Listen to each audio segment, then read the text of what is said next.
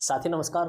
फिर से बहुत बहुत स्वागत करता हूं मैं आपकी प्रीवियस ईयर क्वेश्चन की सीरीज में। दोस्तों यूपी पुलिस की प्रीवियस ईयर की क्वेश्चन की सीरीज हम लोग करा रहे हैं। जो पिछले सालों में क्वेश्चन पूछे गए हैं उन्हीं का रिवीजन आपका करा रहे हैं, ताकि आपको पता लगे पेपर में कैसा पैटर्न आता है और किस टाइप के क्वेश्चन पूछे जाते हैं। कुछ क्वेश्चन ईजी भी होते हैं, कुछ टफ भी होते हैं। इस सीरीज को करने से फायदा आपको ये होगा कि आपका हर टॉपिक रिवाइज होता रहेगा, हर टाइप का क्वेश्चन आपके सामने आता रहेगा। तो इसी सीरीज को कंटिन्यू करते हुए हम आज की क्लास लेंगे। दोस्तों अगर वीडियो आपको अच्छी लगती है तो वीडियो को लाइक कर दीजिए, चैनल को सब्सक्राइब कर लीजिए अगर सीरीज से जुड़ना है। और अगर कोई डाउट है तो कमेंट सेक्शन में पूछिए या इंस्टाग्राम पर फॉलो करिए, इंस्टाग्राम पर मैसेज करके पूछ सकते हैं। तो आइए दोस्तों आज की इस सीरीज को स्टार्ट करते हैं। पहला क्वेश्चन आपके सामने ये रहा। 27 जनवरी 2019 की शिफ्ट पहली हमने उठाई हुई है। पार्ट 1 इसका अपलोड हो चुका है, पार्ट 2 में रिकॉर्ड कर रहा हूं। तो देखिए पहला क्वेश्चन आपके सामने है। 110 रुपए की लागत वाली वस्तु 104.50 रुपए में बेची गई, कितने प्रतिशत की छूट दी गई? जब वस्तु की लागत 110 है, 110 का मतलब है खरीद या लागत मूल्य या कॉस्ट प्राइस या जितने की उसकी खरीद है, और वस्तु 104.50 में बेची गई है, तो डेफिनेटली उस वस्तु में हानि हुई है या उस वस्तु पे छूट दी गई है। तो छूट कितनी दी गई है ये आपसे पूछा गया है। देखिए क्वेश्चन का सॉल्यूशन कर लेते हैं।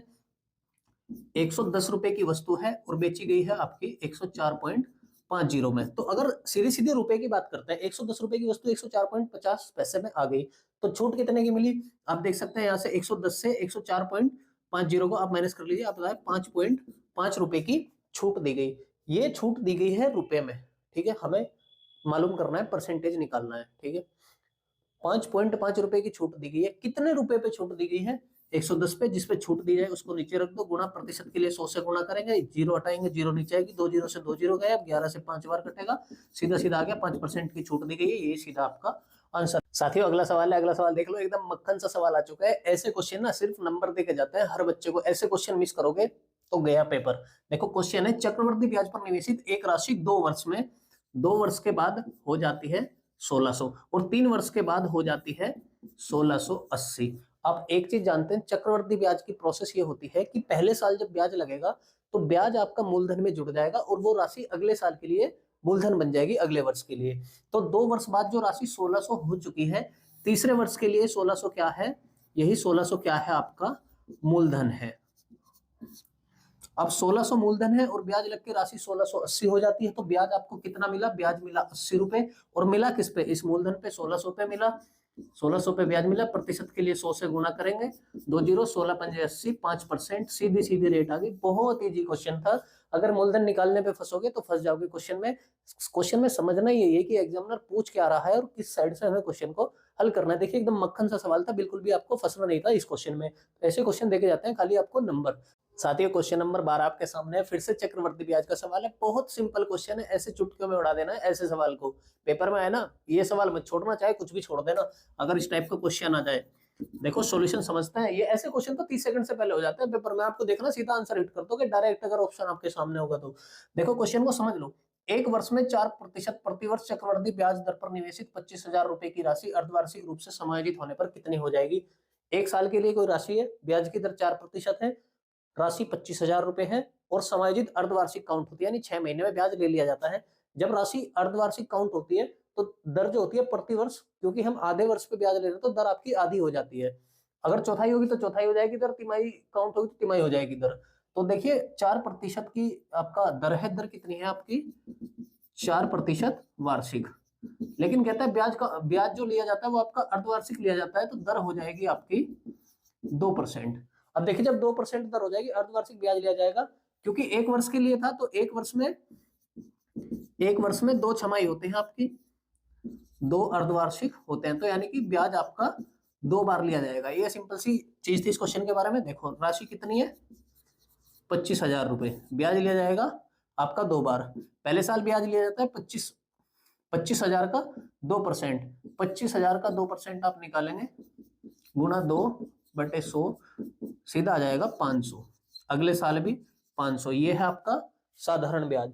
चक्रवृद्धि ब्याज पहले साल नहीं लगता है, ये दूसरे साल की बात है। दूसरे साल लगेगा, पहली बार में नहीं लगता है, क्योंकि अभी ये इसमें जुड़ जाएगा। इसका ब्याज तो सीधा हमने काउंट कर लिया, अभी सिर्फ 500 पे लगेगा चक्रवृद्धि। 500 का 2%, 2/100, 5 दूनी 10। टोटल ब्याज कितना हो गया? 500, 500, 1000 और 10, 1010। राशि कितनी हो जाएगी? 25,000 जमा 1010, राशि हो जाएगी आपकी 26,010। सीधा आंसर है, ज्यादा कुछ ऐसे क्वेश्चन में करने की जरूरत है नहीं, सिंपल सिंपल क्वेश्चन है, कॉन्सेप्ट बेस्ड क्वेश्चन है, इसमें कुछ नहीं है। जब कोई क्वेश्चन ट्रिकी आएगा, फंसने वाला आएगा, तो वो मैं आपको अच्छे से बताऊंगा। ये भी क्वेश्चन आपको समझ में आ गया होगा। और अगर क्वेश्चन अच्छा लगा है या ये वीडियो आपको अच्छी लग रही है तो लाइक जरूर करें। अभी अगला क्वेश्चन देखते हैं। साथियों 27 जनवरी का क्वेश्चन नंबर 13 आपके सामने है। पार्टनरशिप का क्वेश्चन है, बहुत बेहतरीन सवाल है। ऐसा सवाल पेपर में आएगा तो समझ लो 2 नंबर आपके बिल्कुल पक्के हैं, अगर आपने ये मेथड समझ लिया। और ये सवाल हर बच्चे से सोल्व नहीं होता, हर एक बच्चे इसको नहीं कर पाता है आसानी से। इसमें फंस जाते हैं बच्चे, कंफ्यूज हो जाते हैं कि क्वेश्चन पूछा क्या गया है, एग्जामिनर जानना क्या चाहता है। करना क्या है, क्वेश्चन को बहुत ध्यान से पढ़ना है, जो मैं बताऊंगा उस तरीके से वैल्यूज पुट कर देनी, कभी क्वेश्चन गलत नहीं होगा, डेफिनेटली आपको 2 नंबर देके जाएगा। और ये सवाल ऐसा है कि आपको 50,000 1 लाख बच्चे से अकेला सवाल आपको आगे निकाल देगा। अब देखो इसका सोल्यूशन कैसे करना है। सबसे पहले क्वेश्चन पढ़ो ध्यान से। ए ने 75,000 रुपए के साथ एक व्यापार शुरू किया। ए ने स्टार्ट किया एक व्यापार जिसमें 75,000 रुपए लगाए। 37,500 रुपए के साथ बी कुछ समय बाद जुड़ जाता है। यानी बी जो है कुछ समय के बाद उससे आके जुड़ा है, ए के साथ स्टार्ट नहीं किया था, कुछ समय बाद मिलता है, 1 या 2 या 3 महीने बाद, कितने भी महीने हो सकते हैं। यदि वर्ष के अंत में, वर्ष के अंत से मतलब है कि व्यापार आपका 1 वर्ष तक चला जिसमें 12 महीने होते हैं। अंत में जो लाभ है 3:1 के अनुपात में साझा किया जाता है, यानी ए को 3 हिस्सा मिलता है और बी को 1 हिस्सा मिलता है। तो आपको बताना है कि बी कितने महीनों के बाद शामिल हुआ था। अब देखो करना कैसे है। 2 व्यक्ति की बात हो रही है, ए और बी। ए ने रुपए लगाए हैं कितने, 75,000। बी ने कितने रुपए लगाए, 37,500। क्योंकि ए ने व्यापार स्टार्ट किया था और ए का व्यापार वर्ष के अंत तक चला, तो ए ने लगाया है 12 महीने के लिए जो अपना पैसा लगाया है, और बी ने कितने महीनों के लिए लगाया है, यही हमको निकालना है। बाकी इनका जो लाभ है, लाभ का रेशो आता है 3:1। ये इतनी सी इक्वेशन है, अगर ये आपने बना दी क्वेश्चन कभी गलत नहीं होगा। पार्टनरशिप के जितने क्वेश्चन है ना, सारे इसी तरह से हो जाते हैं। कुछ करने की जरूरत नहीं, कुछ नहीं सोचना, बस ये देख लो किसने कितने महीनों के लिए लगाया है। अब देखो यही इसको क्वेश्चन को सोल्व कर दो। 2 जीरो से 2 जीरो कैंसिल आउट होती है आपकी, 375 से 750 कट जाता है 2 बार, ये आ जाता है आपका 12 दूनी 24, और रेशो आ जाता है आपका 3:1। 3 से कट जाता है 8 बार, यानी कि इस बॉक्स की वैल्यू आपकी आ जाती है। बॉक्स में आप कोई डिजिट भी रख सकते हैं, एक्स मान सकते हैं, वाई मान सकते हैं। एक्स मान लीजिए, एक्स की वैल्यू आ जाती है 8, यानी कि जो बी ने अपना पैसा लगाया है, बी ने पैसा लगाया है आपका 8 महीने के लिए, 8 माह के लिए। जब 8 महीने के लिए आपका पैसा लगा है, तो क्वेश्चन ध्यान से देखना पूछा क्या है। क्वेश्चन पूछा गया है कितने महीनों के बाद बी शामिल हुआ था। व्यापार चला है आपका कितने महीने, 12 महीने, और बी ने कितने महीनों के लिए पैसा लगाया है, 8 महीने के लिए। तो जब 8 महीने के लिए पैसा लगाया है, तो बी शामिल कितने महीने बाद हुआ होगा, जब ए का व्यापार 4 महीने चल चुका होगा, उसके बाद आके बी इसमें शामिल हुआ है। तो क्वेश्चन का जवाब होगा, तो बी कितने महीनों के बाद शामिल हुआ, बी आपका 4 महीनों के बाद शामिल हुआ, क्योंकि 8 महीने तक तो उसने पैसा अपना लगाया था। तो इस तरह से आपका आंसर आ जाएगा। इसका राइट आंसर होगा 4 माह के बाद, ये आपका इसका करेक्ट आंसर होगा। इस तरह से ऐसे क्वेश्चन को करना है, कुछ ज्यादा मुश्किल नहीं है, बस ये कॉन्सेप्ट आपको समझ में आना चाहिए। अब अगला, ये क्वेश्चन आपका एवरेज का क्वेश्चन है, औसत का बहुत बढ़िया सवाल है। ये भी हर बच्चे को फंसाएगा क्वेश्चन, लेकिन अगर आप इसका कॉन्सेप्ट समझ लेंगे तो बहुत आसानी से हो जाएगा। कुछ सेकंडों का ही सवाल है। अब देख लो, एक छात्र है जिसके मार्क्स थे, आपके नंबर थे 68, लेकिन गलती से उसके नंबर एंटर हो गए 88। तो कितने नंबर उसके ज्यादा एंटर हो गए, 20। इन 20 नंबर का फर्क ये पड़ा कि हर एक बच्चे का आधा नंबर बढ़ गया। जब 20 नंबर थे, ये सारे बच्चों में बटे होंगे, और जब हर एक बच्चे में बटे तो एक बच्चे को मिला आधा नंबर 0.5।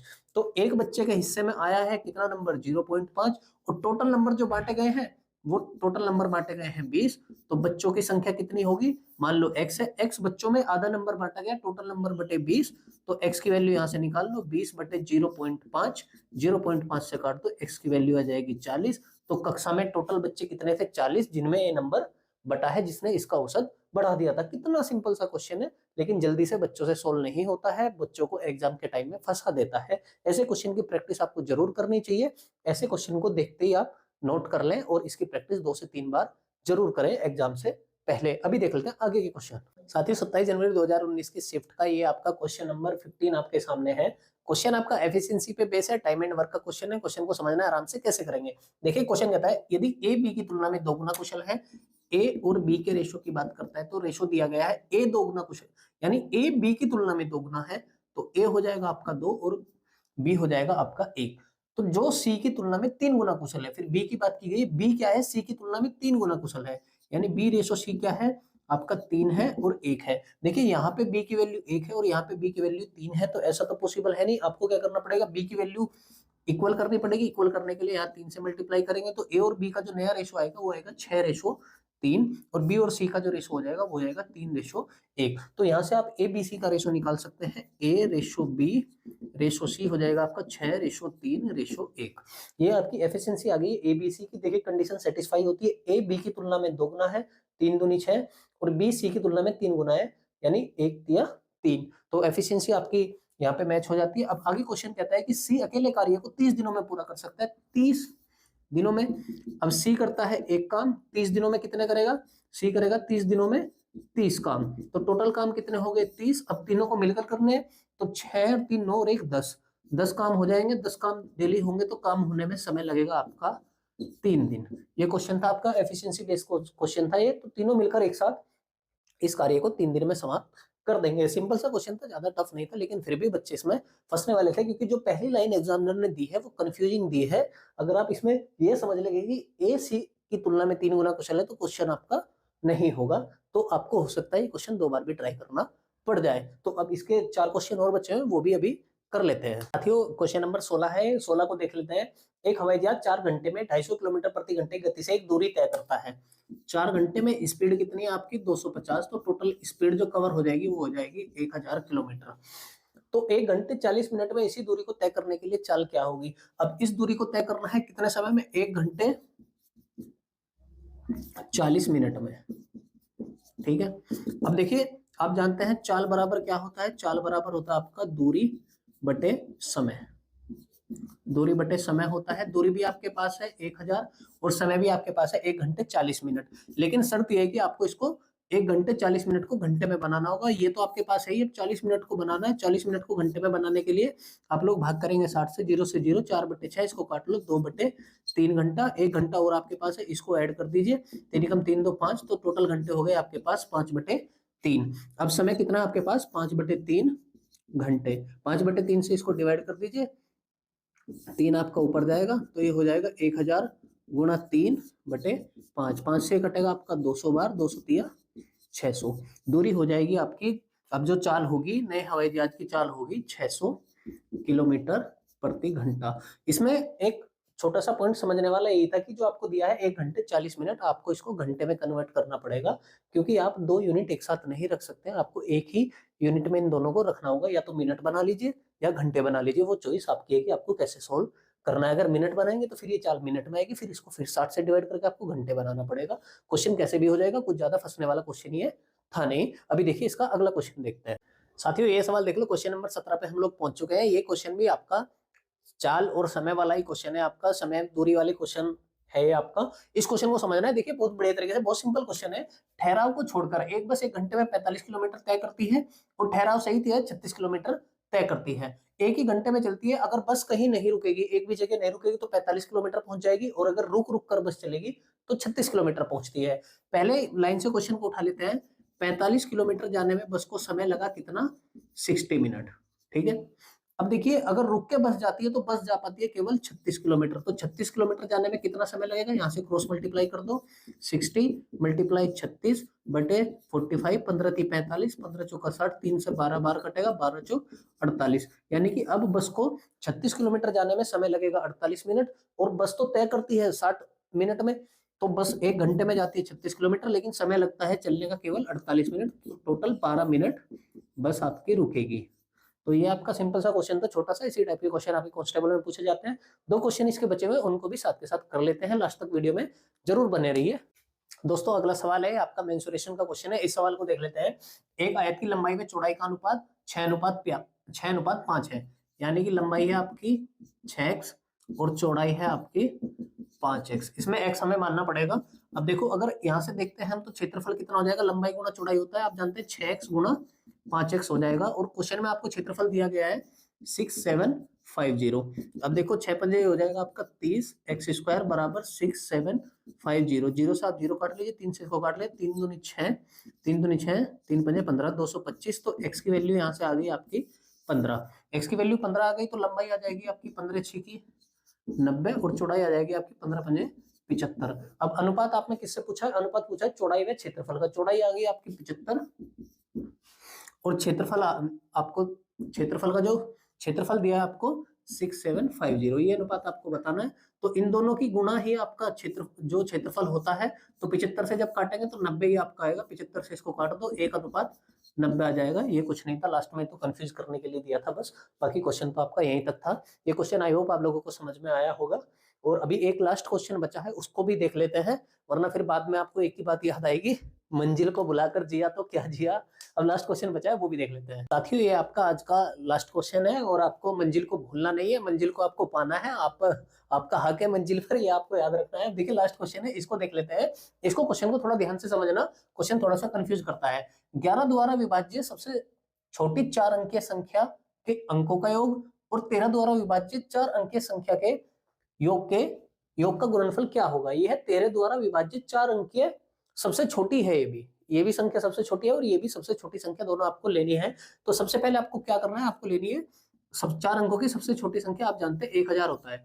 1000 को सबसे पहले आप 11 से डिवाइड करिए।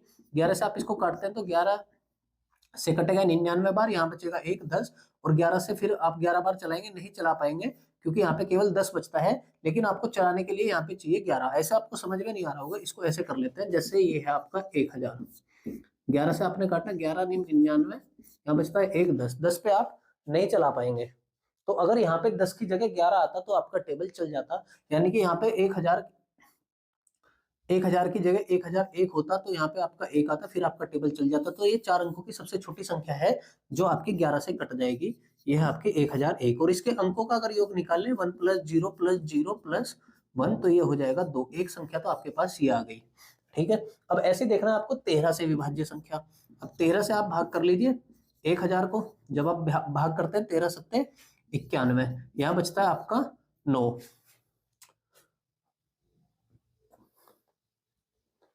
यहाँ बचता है आपका 9। 9 के बाद आप यहाँ से 0 उतार लीजिए। अब आप टेबल चलाइए तो आप चलाएंगे 13 7 बार तो नहीं चलेगा, आपका 6 बार चल जाएगा। फिर यहाँ पे 10 बचता है, 7 बार चलाइए। अगर यहाँ पे 91 होता तो ये पूरा कट जाता है, यानी यहाँ पे भी 1 होता तो यहाँ पे 1 आता है, ये आपका पूरा कट जाता। तो 4 अंकों की 13 से कटने वाली सबसे छोटी संख्या होगी आपकी 1001 और इसके भी अंकों का योग होगा 1 + 0 + 0 + 1 = 2। इसके भी अंकों का योग 2 है, 11 से भी कटती है, 13 से भी कटती है और इन्हीं अंकों के योग का गुणनफल आपको बताना है। 2 × 2 की वैल्यू आपको बतानी है 4 और इस तरह से आप अपनी मंजिल पर पहुंच जाते हैं। मंजिल को आपको भूलना नहीं है। 19 सवाल आपके मैंने पूरे करा दिए। 27 जनवरी का जो आपका पहली शिफ्ट का पेपर था वो मैंने कंप्लीट मैथ का आपके सामने सोल्व करा दिया है। आपको हो सकता है 1-2 क्वेश्चन समझ में ना आया हो क्योंकि मेरे लिए भी थोड़ा मुश्किल हो रहा है, सामने कोई बच्चा नहीं है, कैमरे के सामने रिकॉर्ड करना पड़ रहा है और बाकी आप जानते हैं जैसे भी हो रहा है। चलो वो कोई इतना बड़ा इश्यू नहीं है। वीडियो को लाइक कर दीजिए अगर पसंद आई है, तो चैनल को सब्सक्राइब कर लीजिए। कोई डाउट है, कोई क्वेश्चन आपका सोल्व नहीं हो पा रहा, समझ नहीं आ रहा है, मुझे भेजिए, उस क्वेश्चन को वीडियो में ऐड करूंगा, आपको समझाऊंगा, एक्सप्लेन करूंगा। क्योंकि ऑनलाइन स्टडी में सबसे बड़ी प्रॉब्लम यही है कि बच्चे के डाउट क्लियर नहीं हो पाते हैं। मैं आपके डाउट क्लियर करूंगा। बाकी कोई डाउट है पूछ लीजिए, चैनल पर आ जाइए, सब्सक्राइब कर लीजिए, इंस्टाग्राम पर आ जाइए, वहां लाइक कर लीजिए, मैसेज कर दीजिए, कुछ भी, मैं आपके साथ आपके सिलेक्शन तक जुड़ा रहूंगा। बिल्कुल हर तरह से आपको सपोर्ट करूंगा। और दोस्तों आप भी मुझे सपोर्ट करिए, चैनल को सब्सक्राइब जरूर कर लीजिए। मिलते हैं आपसे अगले वीडियो में, तब तक के लिए नमस्कार, जय हिंद, जय भारत।